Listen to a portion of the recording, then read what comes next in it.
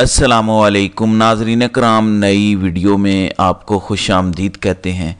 पिछले कई दिनों से इस्टेब्लिशमेंट की अहम शख्सियात कुछ अहम मुलाकातें कर रही हैं, जिसके अंदर पीटीआई वालों को तसल्ली देने की कोशिश की जा रही है कि अगर आप हाथ हल्का रखें, अगर आप हमारे साथ ताउन करें तो हम आपके साथ ताउन करने के लिए तैयार हैं। अगर आप सोशल मीडिया पर माहौल सेट करें तो हम आपके लोगों की रिहाई का माहौल बना सकते हैं। पहले मरहले में सियासी कारकुनान, सियासी रहनुमाओं की ज़मानतें होंगी, उनकी रिहाइयाँ होंगी, और उसके बाद इमरान खान को भी 4 से 6 हफ्तों के अंदर रिहाई मिल जाएगी। लेकिन इस बयानिए को पीटीआई के वर्कर्स ने ऑन नहीं किया। उसके बाद आज एक खबर बड़ी आई है। खबर यह है कि नायब कप्तान शाह महमूद कुरैशी की 3 ज़मानतें मंजूर हो गई हैं। मुल्तान के 3 केसेस थे शाह महमूद कुरैशी पर। तीनों के अंदर आज तकरीबन 2 साल गुजर जाने के बाद शाह महमूद कुरैशी की ज़मानतें मंजूर हुई हैं। वैसे तो इस तरह के केसेस के अंदर आधे घंटे के अंदर ज़मानतें मंजूर हो जानी चाहिए, लेकिन पाकिस्तान के अंदर जब कोई ज़मानत मंजूर होती है या मंजूर नहीं हो रही होती, दोनों के पीछे ये समझा जाता है कि अगर मंजूर नहीं हो रही तो इस्टेब्लिशमेंट की वजह से नहीं हो रही। असर व रसूख इस्तेमाल किया जा रहा है। और जब कोई ज़मानत हो जाती है, जैसे मियाँ साहब को रिलीफ मिल गया था एयरपोर्ट पर, तो सब ने कहा कि ये कोई नेचुरल रिलीफ नहीं है, बल्कि ये रिलीफ दिया गया है। लिहाजा अब शाह महमूद कुरैशी की 3 मुकदमात के अंदर ज़मानत मंजूर होना एक बड़ा इशारा इसको समझा जा रहा है कि शायद वो जो अली अमीन गंडापुर ने मुलाकात की, वो जो बैरिस्टर सैफ ने मुलाकात की, वो जो ओवरसीज़ पाकिस्तानियों को ISI की जानिब से बुलाया गया, तो कहीं इस सिलसिले के अंदर ये ज़मानत ना हो। फिर नजम सेठी ने चंद दिन पहले कहा था कि देखें, शाह महमूद कुरैशी से आपकी क्या दुश्मनी है, आपने शाह महमूद कुरैशी को क्यों अंदर रखा हुआ है पिछले 2 सालों से। यानी कोई तुक नहीं बनता। अगर आप इमरान खान से बातचीत करना चाहते हैं तो गंडापुर या किसी और से बेहतर तो शाह महमूद कुरैशी था, जो ब्रिज का किरदार अदा कर सकता था। लिहाजा आपको कुरैशी साहब को रिहा करना होगा। बहरहाल आज ज़मानतें हो गई हैं। दूसरी तरफ इस सारी सूरत हाल पे वो जो कहा जा रहा है कि अमेरिका से वफद आ रहा है, लोग बुलाए जा रहे हैं, उस पर जुनैद अकबर का रद्द अमल आया है। वो कहते हैं कि एक प्रोपोगंडा किया जा रहा है कि अमेरिका से कुछ लोग आ रहे हैं और हालात ठीक हो जाएंगे।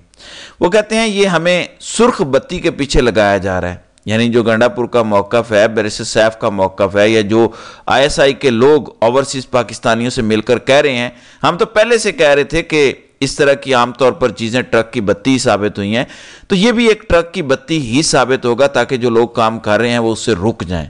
तो अब जुनैद अकबर ने भी कह दिया कि ये एक सुर्ख बत्ती है, ये ट्रक की बत्ती है, हम इसके पीछे नहीं लगेंगे। उन्होंने कहा कि अपना फोकस सिर्फ इमरान खान की रिहाई पर रखें। उन्होंने स्पेशली वीडियो पैगाम जारी किया। उन्होंने कहा कि आपने किसी की बातों में नहीं आना, ट्रैप में नहीं होना कि इमरान खान आ रहा है, इमरान खान जा रहा है, 2 हफ्ते में रिहाइयाँ हैं, 4 हफ्तों में रिहाइयाँ हैं।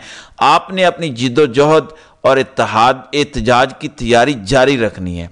फिर आज़म सवाती और बाबर सलीम सवाती को लेकर जो एक पिछले कई दिनों से तनाज़ा बना हुआ है, उस पर भी जुनैद अकबर ने अपना रद्द अमल दिया और उन्होंने कहा कि मैंने इस हवाले से कोई बात नहीं की, इसलिए कोई बात मुझसे मंसूब ना की जाए। फिर हज़ारों की तादाद में इस वक्त लोग पेशावर के अंदर निकले हुए हैं और अब पीटीआई के नामवर रहनुमा इमरान खान की रिहाई कैंप में लोग पहुंच चुके हैं। एहतजाज जारी है। एक तरफ तो गंडापुर ने कहा, अताउल्लाह तारड़ ने का भी यही मौक़िफ़ है, राना सनाउल्लाह, ख्वाजा आसिफ का भी, कि काटलिंग मर्दान के अंदर जो ड्रोन हमला हुआ उसके अंदर मासूम लोग नहीं मारे गए, वो सारे के सारे खारजी थे, सारे के सारे दहशतगर्द थे।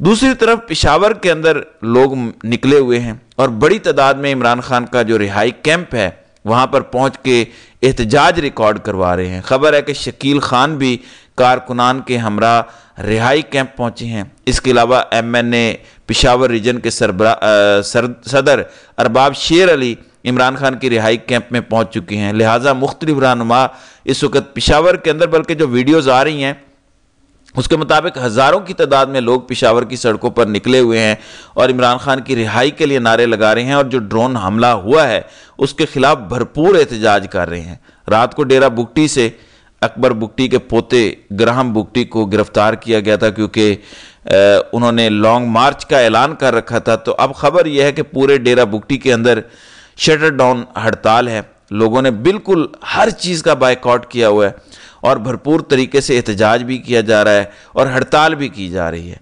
दूसरी तरफ इस्लामाबाद में एक बड़ी अहम मुलाकात हुई है اور اس ملاقات کے اندر سابق وزیر اعظم شاہد خاقان عباسی موجود تھے، نون لیگ کے سابق سینئر سیاستدان مہتاب عباسی تھے۔ یہ دونوں دیگر ساتھیوں کے ہمراہ فضل الرحمان کے گھر پر پہنچے ہیں، جہاں پہ جو موجودہ سیاسی صورتحال ہے اس حوالے سے ملاقات کی گئی ہے۔ اب کیونکہ رمضان کا مہینہ گزر چکا ہے، عید بھی گزر چکی ہے، اتحاد اور اگلے لاہے عمل پر تیاریاں تیز ہو چکی ہیں، تو اس سلسلے میں یہ ملاقات خاصی اہم ہے، خاص طور پر جب سے شاہد خاقان عباسی نے الگ جماعت بنائی ہے۔ اس کے بعد P T I, Mahmood Khan Achakzai اور دیگر لوگ اپوزیشن اتحاد کے قریب آئے ہیں۔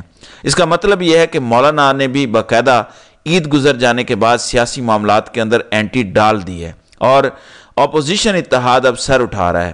پھر ایک پروپیگنڈا، اور میں نے کل بھی کہا تھا کہ جیو نے یہ خبر تو نہیں لگائی کہ عمران خان کو نوبیل پیس پرائز کے لیے نامزد کیا گیا ہے، لیکن جیو نے اس چیز پر سارا دن ضرور ناچ ناچ کے گھنگرو توڑے کہ دیکھو نوبیل پیس پرائز کا جو ڈائریکٹر ہے اس نے عمران خان کی نامزدگی مسترد کر دی ہے۔ حالانکہ ایسا نہیں ہوا۔ انہوں نے کہا کہ یہ جس طرح سے نامزدگی سے پہلے نامزدگی اناؤنس کی گئی، مجھے اس چیز پر اعتراض ہے۔ بہرحال اب ایک ویڈیو پیغام اور ویڈیو بیان سامنے آیا ہے جو ڈائریکٹر ہیں کرسٹین برگ، ان کی جانب سے انہوں نے اس چیز کو تسلیم کیا ہے۔ انہوں نے کہا کہ میں پاکستان کی صورتحال کو دیکھ رہا ہوں، وہاں پہ جو جمہوریت کا حال ہے، وہاں پہ جو آئین کی صورتحال ہے، وہاں پہ جو انسانی حقوق کی تباہی مچائی گئی ہے اور وہاں پہ عدالتیں جو کچھ کر رہی ہیں، وہاں پہ اسٹیبلشمنٹ جس طرح گھٹیا کردار ادا کر رہی ہے، ہر چیز پر میری نظر ہے اور میں سخت پریشان ہوں کہ پاکستان کے اندر کیا ہو رہا ہے۔ اور واقعی جو عمران خان کی جد و جہد ہے، عمران خان کی جو سٹرگل ہے، اور عمران خان جتنا بڑا وکٹم ہے سسٹم کا، لہٰذا میں اس پر عمران خان کو خراج تحسین پیش کرتا ہوں۔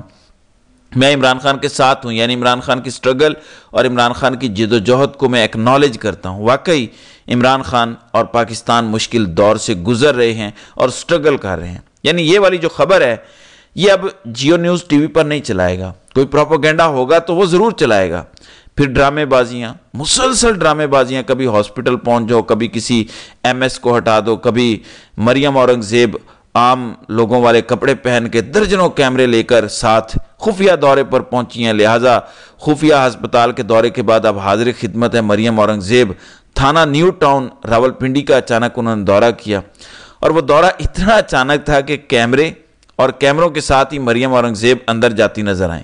یعنی اتنا اچانک دورہ تھا کہ مریم اورنگزیب کی انٹری، ایگزٹ، آگے پیچھے ہر اینگل سے جو ہے وہ ریکارڈنگ کی گئی ہے۔ اتنا اچانک دورہ تھا، لہٰذا وہ سمجھتے ہیں کہ آج اے آئی کے دور میں جب دنیا اتنی آگے جا چکی ہے، یہ لوگوں کو بیوقوف بنا پائیں گے۔ پھر قاضی فائز عیسیٰ سسٹم کا لاڈلا، اور سسٹم نے جس طرح سے قاضی کو استعمال کیا، اور اس کے بعد قاضی کو یہ امید تھی کہ ہو سکتا ہے کہ ان کو چیف الیکشن کمشنر بنا دیا جائے، یا پتہ نہیں قاضی صاحب کو کیا کچھ مل جائے گا۔ بہرحال اب ذرا خبر سنیں، اور اس کے بعد جو باقی ججز ہیں یا جو باقی سسٹم کے ہاتھوں لوگ استعمال ہو رہے ہیں، اپنا کاندھا پیش کر رہے ہیں، ان کے لیے بھی یہ سبق ہے کہ اب ان کا کیا ہوگا۔ خبر یہ ہے کہ قاضی فائز عیسیٰ پر حملے کے الزام میں پاکستانیوں کے منسوخ کردہ شناختی کارڈ اور پاسپورٹ بحال کر دیے گئے۔ گزشتہ برس اکتوبر میں سابق چیف جسٹس کی مڈل ٹیمپل آمد پر احتجاج کے بعد ان کی کار کو نشانہ بنایا گیا تھا۔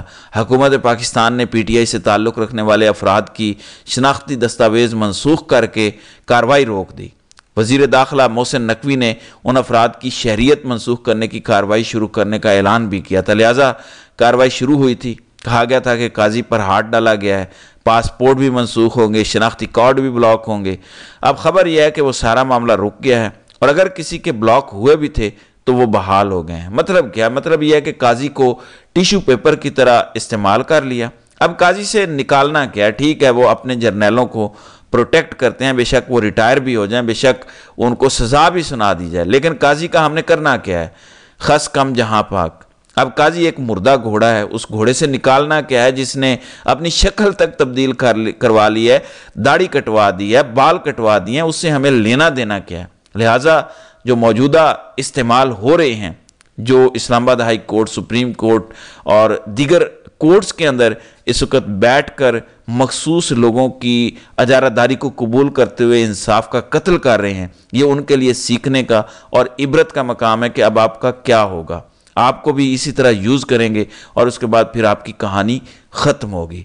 تو ناظرین کرام، آپ کی اس ویڈیو کے حوالے سے کیا رائے ہے؟ آپ اپنی رائے کا اظہار کامنٹ سیکشن میں ضرور کیجیے گا۔